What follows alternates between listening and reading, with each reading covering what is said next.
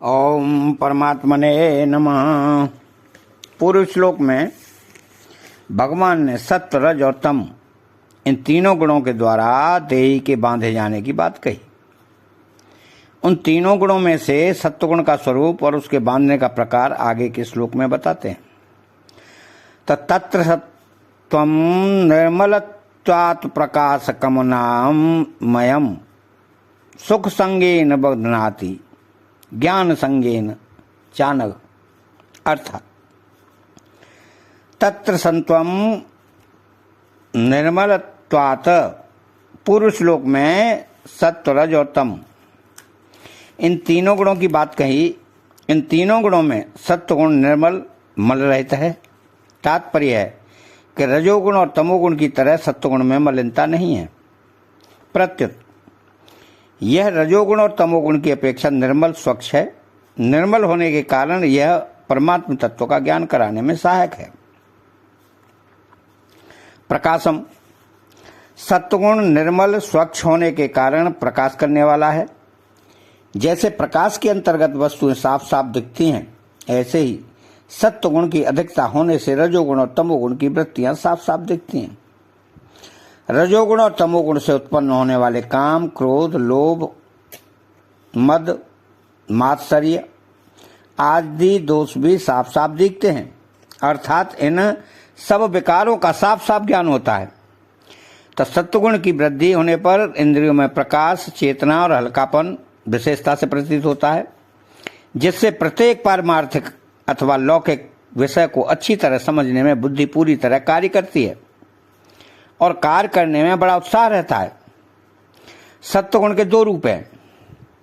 Number एक, शुद्ध सत्व जिसमें उद्देश्य परमात्मा का होता है, और दूसरा मलिन सत्व जिसमें उद्देश्य सांसारिक भोग और संग्रह का होता है।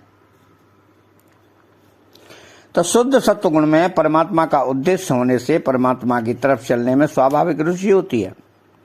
मलिन सत्वगुण में पदार्थों के संग्रह, सुख भोग का उद्देश्य होने से सांसारिक वृत्तियों में रुचि होती है, जिससे मनुष्य बन जाता है। तो मलिन सत्वगुण में भी बुद्धि सांसारिक विषयों को अच्छी तरह से समझने में समर्थ है। जैसे सत्वगुण की बुद्धि में ही वैज्ञानिक नए नए आविष्कार करता है, किंतु उसका उद्देश्य परमात्मा की प्राप्ति न होने से वह अहंकार, मान, बड़ाई, धन आदि से संसार में बंधा रहता है। अनामयम, सत्वगुण रज और तम की उपेक्षा विकार रहित है। वास्तव में प्रकृति का कार्य होने से यह सर्वदा निर्विकार नहीं है। सर्वदा निर्विकार तो अपना स्वरूप अथवा परमात्मा तत्व ही है, जो कि गुणातीत है। तो परमात्मा तत्व की प्राप्ति में सहायक होने से भगवान ने सत्वगुण को भी विकार रहित कह दिया है। सुख संगेन बुद्धनाति ज्ञान संगेन चानघ। जब अंतःकरण में सात्विक वृत्ति होती है, कोई विकार नहीं होता है, तब एक सुख मिलता है, शांति मिलती है। उस समय साधक के मन में यह विचार आता है कि ऐसा सुख हरदम बना रहे, ऐसी शांति हरदम बनी रहे, ऐसी निर्विकारता हरदम बनी रहे। परंतु जब ऐसा सुख, शांति, निर्विकारता नहीं रहती, तब साधक को अच्छा नहीं लगता। यह अच्छा लगना और अच्छा न लगना ही सत्वगुण के सुख में आ सकती है, जो बांधने वाली है। तो जब सत्व, रज और तम इन तीनों गुणों का, इनकी वृत्तियों का, विकारों का साफ साफ ज्ञान होता है और साधक को ऐसी वस्तु सी आश्चर्यजनक बातों की जानकारी होती है जो पहले कभी जानी हुई नहीं होती, तब साधक के मन में आता है कि यह ज्ञान हरदम बना रहे। यह ज्ञान में आसक्ति जो बांधने वाली है, मैं दूसरों की उपेक्षा अधिक विशेष जानता हूं, यह अभिमान भी बांधने वाला होता है। तो इस तरह सत्वगुण सुख और ज्ञान के संग आसक्ति से साधक को बांध देता है, अर्थात उसको गुणातीत नहीं होने देता। यह संग ही रजोगुण है जो बांधने वाला है। यदि साधक सुख और ज्ञान का संग न करे तो सत्वगुण उसको बांधता नहीं, प्रत्युत उसको गुणातीत कर देता है। तात्पर्य है कि यदि संग न हो तो साधक सत्वगुण से भी ऊंचा उठ जाता है और अपने गुणातीत स्वरूप का अनुभव कर लेता है। तो सत्वगुण से सुख और ज्ञान होने पर साधक को यह सावधानी रखनी चाहिए कि यह सुख और ज्ञान मेरा लक्ष्य नहीं है, ये मेरे योग्य नहीं है, ये तो लक्ष्य की प्राप्ति में कारण है।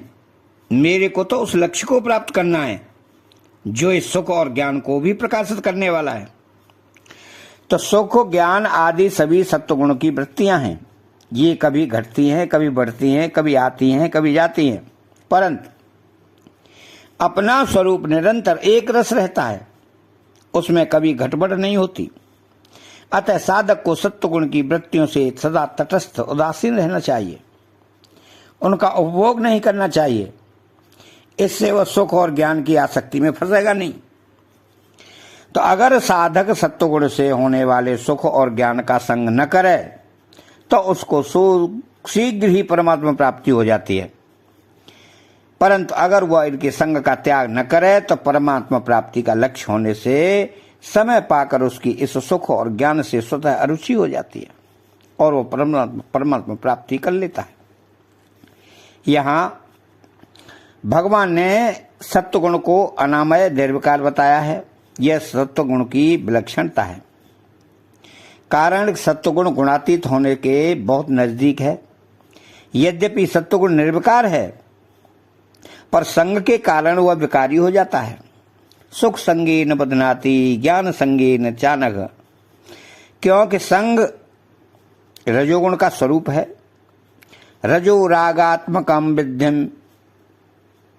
सुख और ज्ञान बाधक नहीं है, प्रत्युत उसका संग बाधक है। संग है उसको अपना मान लेना। वास्तव में सत्वगुण अपना है ही नहीं, वह तो प्रकृति का है। मनुष्य में रजोगुण की मुख्यता रहती है। रजसि प्रलयम गत्वा कर्म संग सुजायते मध्य तिष्ठति राजसः। अतः जब तक संग रहता है तब तक मुक्ति नहीं होती, क्योंकि स्वरूप असंग है। भगवान ने सत्वगुण को भी अनामय कहा है और परम पद को भी अनामय कहा है। तो पदम गच्छन्त्य नामयम, इससे यह समझना चाहिए कि सत्वगुण तो सापेक्ष अनामय है और परम पद निरपेक्ष अनामय है।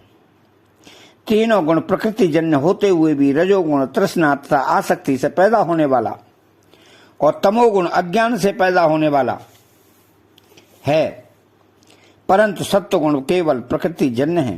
तात्पर्य है कि सत्वगुण प्रकृति जन्य तो है पर किसी विकार से जन्य नहीं है, इसलिए इसको अनामय कहा गया है।